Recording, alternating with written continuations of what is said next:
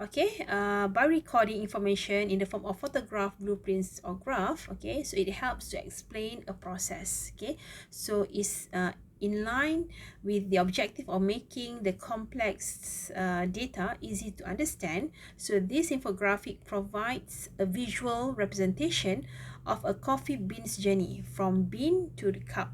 Okay, so by breaking the process down into parts, this data visualization does its job of giving the reader bite-sized pieces of information. Okay, so it's called bite-sized pieces of information, so meaning that it's not too complex to digest. Okay, that are easily digestible. Okay, so it is interesting. Okay, rather than you tell them in a story, or you show them in a rather a boring or normal or ordinary representation.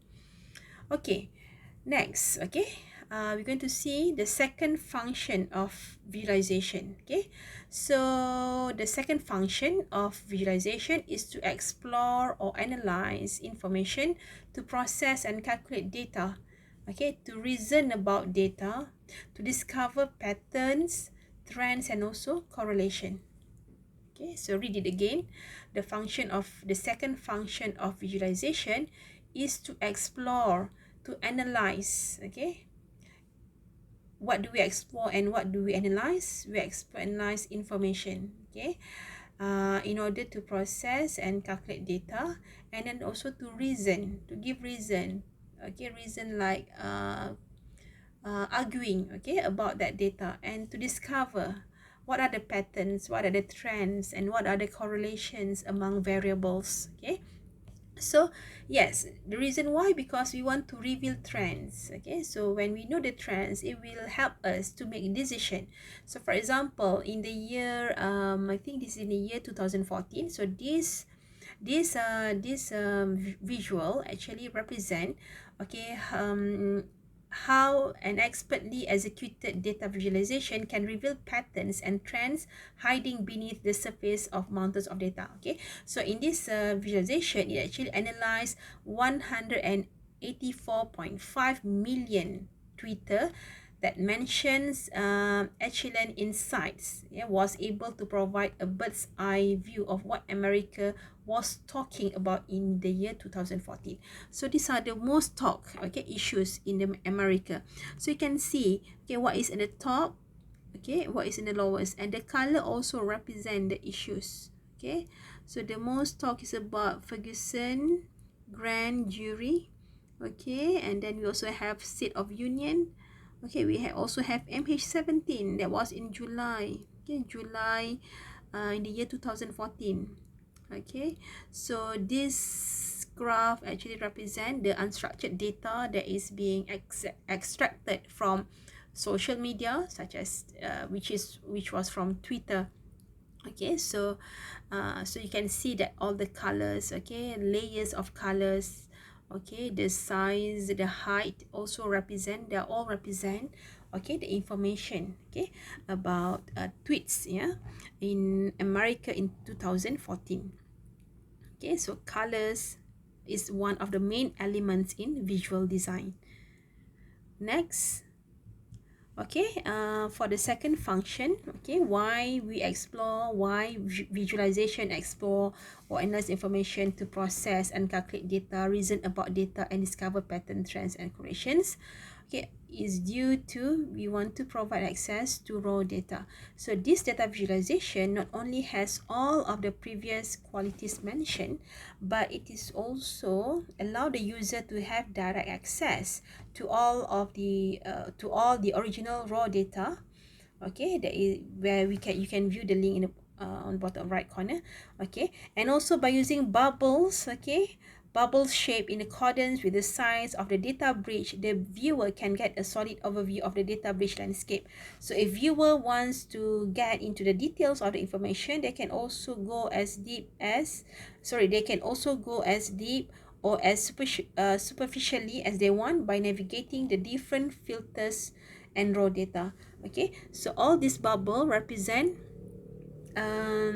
information. Okay, so it's about technology, telecoms, transport, web, and method of leaking. Okay, so the bigger the size, it represent the higher or the bigger number of the data. Okay, color also represent information. So yes, so it actually provides access to raw data. Okay, next. Okay, it is to be interactive. Okay, so for example, in this visualization, okay, it shows how the daily routines of famous creative people, okay, in one day. Okay, what do they do from morning to the night? Do they sleep? Okay, do they do creative work more, or do they do day job as what is this? I really cannot see whether do they go for food and leisure. I think this is maybe day job admin. Okay, and then do they do more exercise or doing others? Okay, so you can see these people. Okay, so you might know some of them, or if you don't know, that you can Google. Okay, who are they? Okay, so in this graph, in this chart or representation, it is interactive. So if you click the pink color, so it will pop up the information.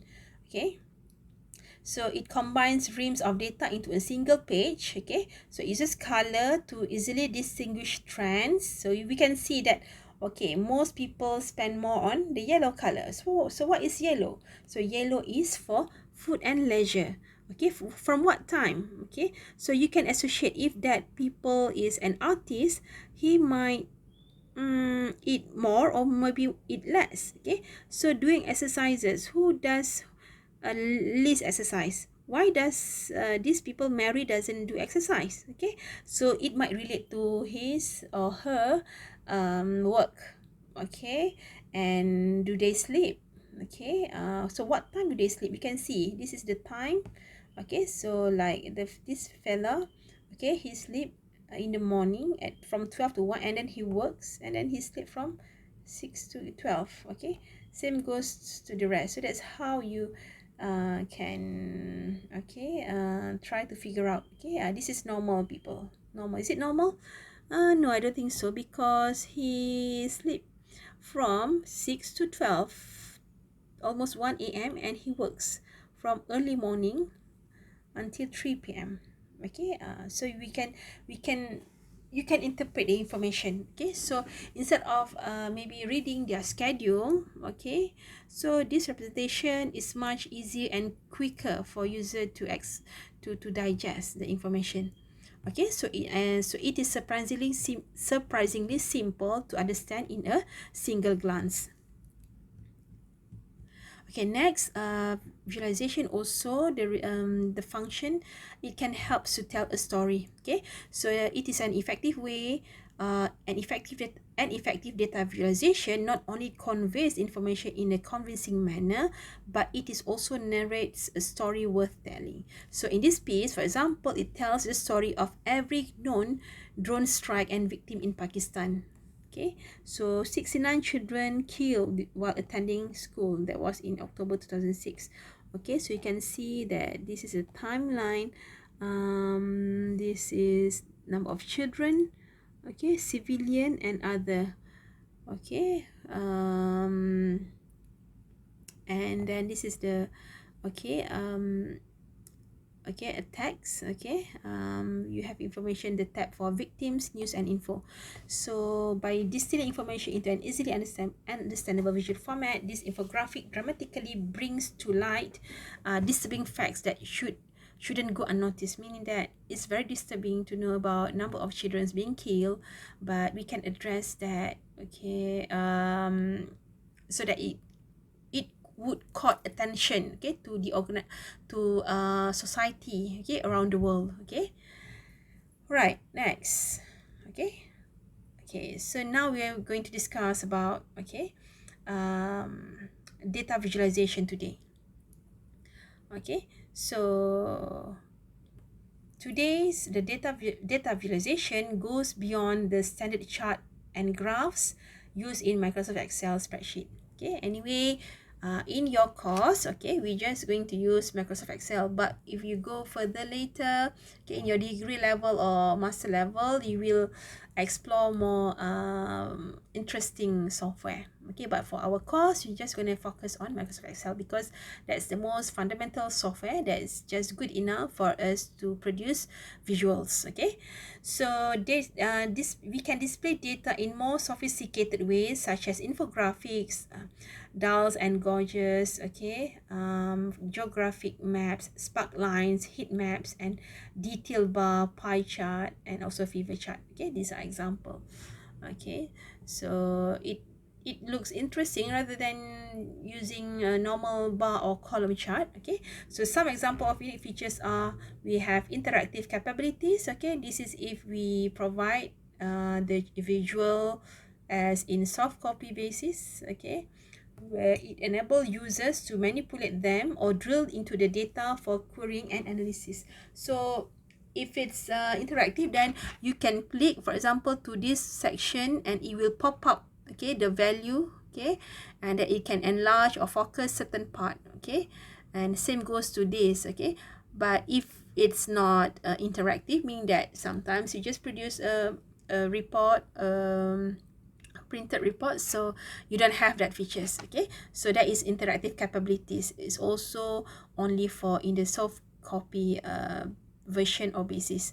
Okay, and then another unique features are indicators. So indicators are designed to alert users when data has been updated or predefined conditions occur, can also be included.